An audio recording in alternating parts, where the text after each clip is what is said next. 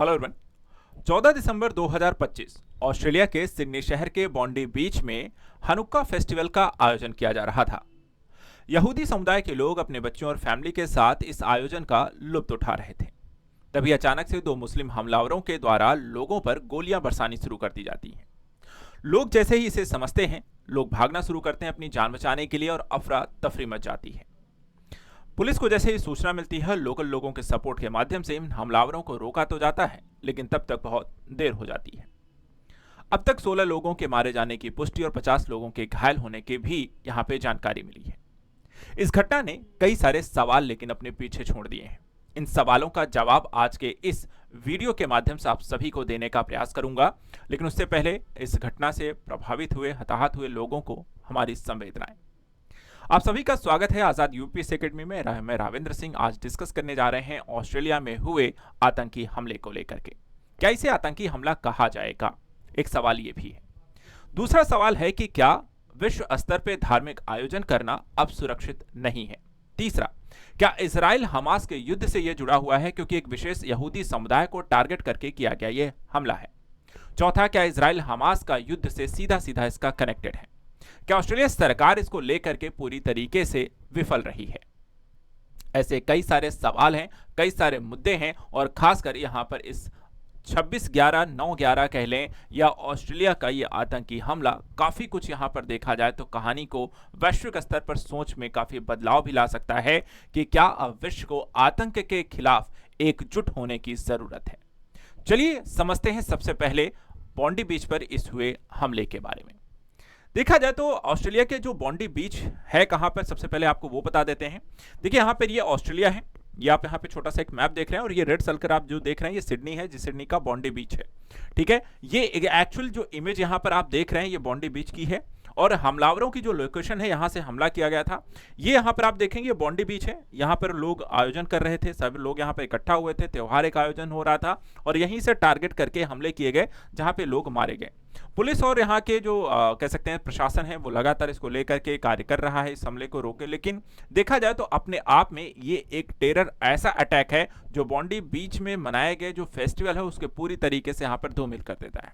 प्रशासन के द्वारा हनुक्का जो फेस्टिवल है उसको रद्द तो कर दिया गया, लेकिन देखा जाए जो हमला किया गया एक विशेष समुदाय को टारगेट करके किया गया था। ज्यूइश सेलिब्रेशन था, यानी कि यहूदी समुदाय के लोगों का हनुक्का फेस्टिवल है और वहां पर जो आयोजन किया जा रहा है तो अचानक से ये जो टेररिस्ट हैं वो यहां पर अटैक करते हैं। 2 लोग यहां पर होते हैं, गोलीबारी करते हैं और यहां पर इन लोगों के करीब 16 लोग अब तक मारे जा चुके हैं। ये 2 लोग जो हैं इसमें बाप बेटे हैं और इसकी यहां पर पुष्टि हो चुकी है, ये पाकिस्तानी मूल के कहे जा रहे हैं और इन्हीं के द्वारा देखा जाए तो इस यहां पर इन लोगों को टारगेट करके ये हमला किया गया था, जिसमें एक व्यक्ति यहां पर नवीद है जो ब्लैक यहां पर टी शर्ट में आप देख रहे हैं। ये सिडनी के हेकेनबर्ग में अल मुराद इंस्टीट्यूट से कुरान की ये पढ़ाई कर चुके थे और इन्होंने यहां पर ये भी जो व्यक्ति है इस हमले में यहां पर आपको शामिल था। ये इनकी यहां पर फुटेज है जो गोलीबारी यहां पर आपको कर रहे हैं। घटना कब और कैसे घटित हुई उसके बारे में देखा जाए तो आप सभी को हम बताएं कि घटना जैसे यहां पर 6:45 बजे बॉन्डी बीच पर गोलीबारी की खबरों के बीच पुलिस की जो गाड़ियां हैं और एम्बुलेंस है वो यहां पर बॉन्डी बीच पर पहुंचती हैं। शाम करीब 7:05 बजे तक, यानी कि करीब यहां पर 20 मिनट बाद पुलिस ने लोगों को बॉन्डी बीच से दूर रहने का आग्रह किया। घटनास्थल मौजूद लोगों को सुरक्षित जगह पर ले जाने का काम किया जाने लगा। 7:43 तक देखा है तो पुलिस ने 2 लोगों को हिरासत में लिया। इसके बाद लगातार कार्रवाई चलती रही। 8:35 तक एम्बुलेंस 16 घायलों को अलग अलग अस्पतालों में ले जाती है और 8:45 बजे देखा है पुलिस ने शूटर समेत 12 लोगों को मौत और 2 पुलिस अधिकारी सहित 11 अन्य लोग घायल होने की पुष्टि की थी, जो कि अब यहां पर सुबह होते होते आपको देखा है तो 16 लोगों की मारे जाने की पुष्टि हो चुकी है। 50 से ज्यादा लोग घायल यहां पर बताए गए हैं। मुद्दा यहां पर यह है कि जो हनुक्का फेस्टिवल ये क्या है और यहां पर इसे टारगेट क्यों किया गया है और इसका यहां पर यहूदी समुदाय से क्या लेना देना है और ऑस्ट्रेलिया में यहूदी समुदाय की वर्तमान स्थिति कितनी है या संख्या यहां पर क्या है वो भी आपको बताते हैं। तो देखा है तो रविवार को यह घटना होती है। यहूदी समुदाय के लोग हनुक्का फेस्टिवल मना रहे थे। उनका ये अपना एक खास त्यौहार है जो 14 दिसंबर को यहाँ पर मनाया जाता है। सामूहिक यहाँ पर जो गोलीबारी हुई।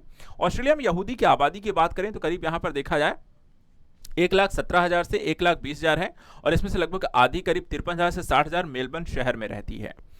2021 की जो जनगणना है उसमें विक्टोरिया, जिसमें मेलबर्न मुख्य है, में 46,000 यहूदी दर्ज हुए, लेकिन विशेषज्ञों का अनुमान है कि असली संख्या करीब 60,000 के करीब है। तो ये एग्जैक्ट जो है संख्या जो है वो रहने वाली है आपकी ऑस्ट्रेलिया में।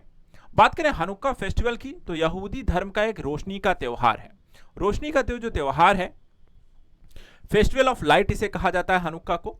यहूदी धर्म में 2200 साल पुरानी एक परंपरा है जिसका आयोजन यहाँ पर किया जाता है। हनुक्का जो है 8 दिन और 8 रात तक मनाया जाता है। ठीक है, पूरा 8 दिन यहाँ पर आपको चलता है और हर दिन एक नया दीप आपको इसमें जलाया जाता है। हर शाम परिवार और समुदाय मिलकर के दीप जलाते हैं, प्रार्थनाएं करते हैं और गीत गाते हैं। यहूदी कैलेंडर के अनुसार हनुक्का क्रिस्लेव माह की 25 तारीख से शुरू होता है और हनुक्का मनाने की जो शुरुआत हुई थी, अगर उसके बारे में जो इतिहास यहां पर कहता है कि यूनानी शासकों ने यरूशलेम के मंदिर को अपवित्र कर दिया था। ऐसी स्थिति में यहूदियों ने यूनानी सेना को हरा करके मंदिर को मुक्त कराया था। उसके पश्चात मंदिर को शुद्ध करने के लिए सिर्फ 1 दिन का यहां पर तेल बचा था। मानता है कि वही तेल 8 दिन तक यहां पर जलता रहा और इसी चमत्कार की याद में हनुक्का यहां पर मनाया जाता है। तो ये सारा जो यहां पर एक पीछे की जो हिस्टोरिकल जो जानकारी है, जो कहानी है, वो वर्तमान समय में भी देखा जाए तो मनाया जा रहा है और उसी को यहां पर देखा जाए तो ऑस्ट्रेलिया में मनाया जा रहा था। तभी ऑस्ट्रेलिया का सबसे बड़ा आतंकी हमला होता है, टेररिस्ट अटैक होता है और यहां पर ज्यूइश फैमिलीज को टारगेट किया जाता है। आप देख सकते हैं ये जो फैमिली यहां पर आपको बीचेस पर है, लोग यहाँ पर सुबह सुबह आराम कर रहे थे, फेस्टिवल का आयोजन हो रहा था और इसी बीच देखा जाए तो चारों तरफ से आप देख सकते हैं लोग मारे जाने, गोलीबारी से 15 से ज़्यादा 16 से ज़्यादा लोगों के मारे जाने की बात हुई। अब सवाल ये उठता है कि आखिर इसके लिए जिम्मेदार कौन है। इसको लेकर के अलग अलग देशों से जहां पर संवेदनाएं व्यक्त कर रहे थे प्रधानमंत्री और राष्ट्रपति, भारतीय प्रधानमंत्री के द्वारा भी यहां पर संवेदनाएं व्यक्त की गई।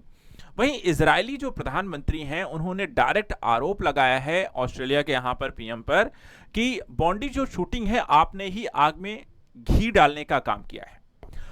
गोलीकांड पर ऑस्ट्रेलिया पीएम पर नेतन्याहू का गुस्सा फूटता है और इसके वजह यहां पर वो बताते हैं कि देखिए मैंने आपको आगाह किया था, लेकिन आपका जो रवैया रहा है हमास को लेकर के, आतंकियों को लेकर के, वही है जो आग में घी डालने का काम करता है। इसके पीछे 2 मुख्य वजहें बताई गई हैं। पहला है कि ऑस्ट्रेलिया के द्वारा जो फिलिस्तीन राज्य को मान्यता दी गई। ऑस्ट्रेलिया ने अगस्त से सितंबर 2025 में संयुक्त राष्ट्र में फिलिस्तीनी राज्य को औपचारिक मान्यता देने की फैसला किया था और नेतन्याहू ने 17 अगस्त 2025 को अल्बनीज को लिखे पत्र में कहा था कि यह कदम जो है वो यहूदी विरोधी आग में घी डालने जैसा है। उनके अनुसार आतंकियों को बढ़ावा देता है और ऑस्ट्रेलिया में यहूदियों के खिलाफ यह नफरत फैलाने जैसा है।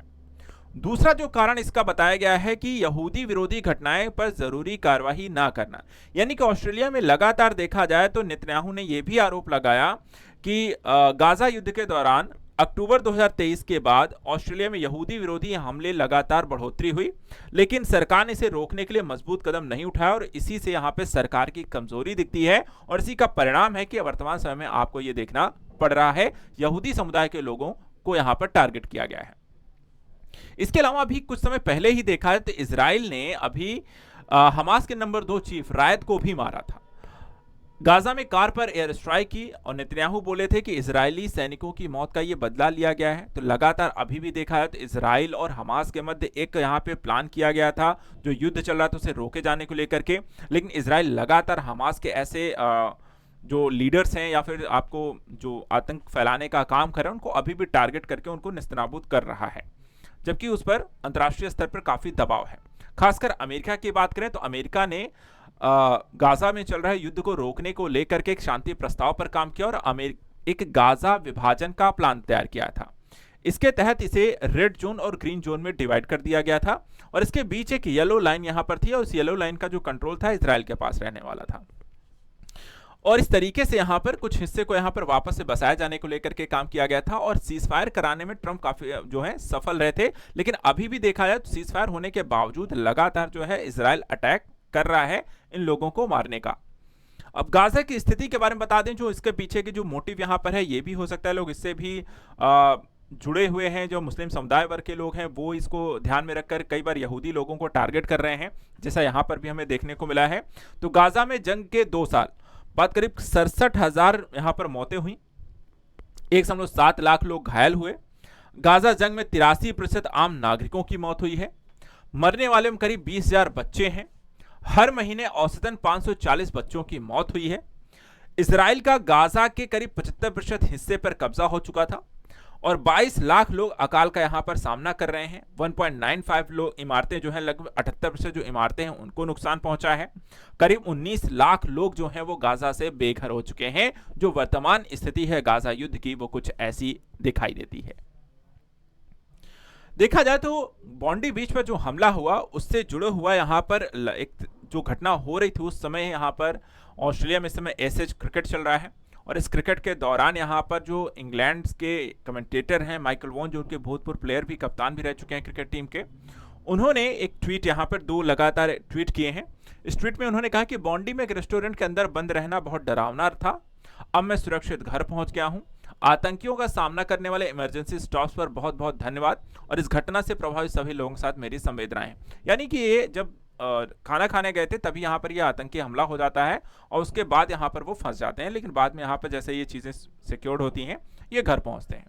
देखा जाए तो भारतीय प्रधानमंत्री हो, ब्रिटेन के यहाँ पर किंग हैं चार्ल्स, उनके द्वारा यहाँ पे संवेदनाएं भी व्यक्त की गई हैं।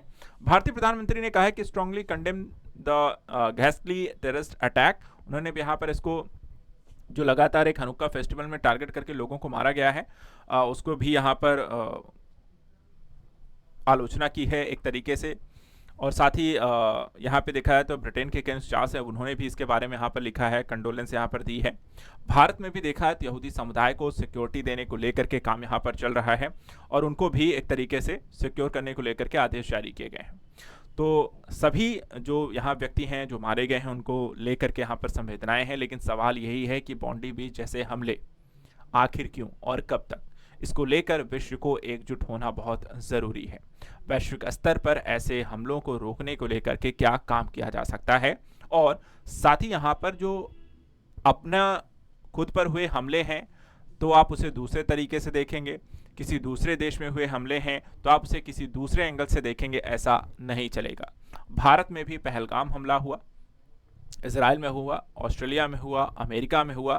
तो यहाँ पर जो ये कह सकते हैं कि द्विअर्थी हुए या कह सकते हैं 2 अलग अलग एंगल हैं, वो कहीं ना कहीं आतंक को लेकर के ख़त्म करने पड़ेंगे और वैश्विक स्तर पर एक साझा दृष्टिकोण के माध्यम से ऐसी आतंकी घटनाओं को रोकने को लेकर के साझा यहाँ पर कुछ न कुछ प्लान बनाना पड़ेगा, तभी यहाँ पर ऐसे स्थितियों को रोका जा सकेगा। आपका इस संदर्भ में क्या कहना है, हमें कमेंट करके ज़रूर बताएं। ऐसे ही वर्ल्ड अफेयर्स के लिए आप लगातार हमारे साथ जुड़े रहें। आज के लिए इतना ही। Thank you so much and good luck.